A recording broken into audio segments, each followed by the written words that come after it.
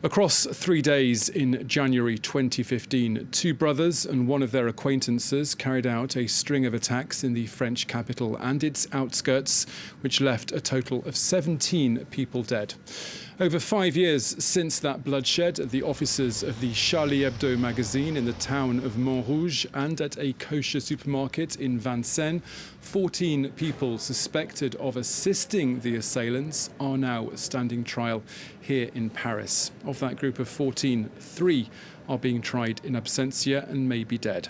France 24's Luke Shrago is following the opening day of this long-awaited trial for us. He had this to say earlier from outside the court, which has now been called to order.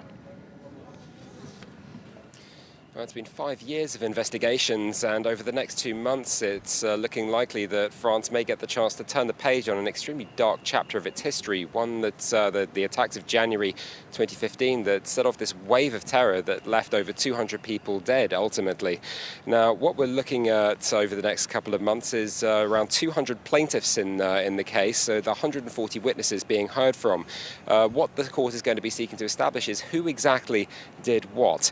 Now, the charges are going to be ranging from life for complicity in terror to 20 years for complicity in a terrorist enterprise and 10 years for complicity in organised crime. There are 14 accused, in fact, with 11 of those who are in fact still here and facing trial today.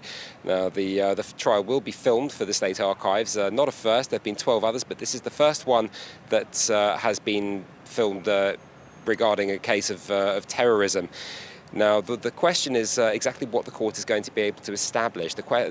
What it has to do is establish intent. That's not particularly easy given the fact that the 3 perpetrators are all dead.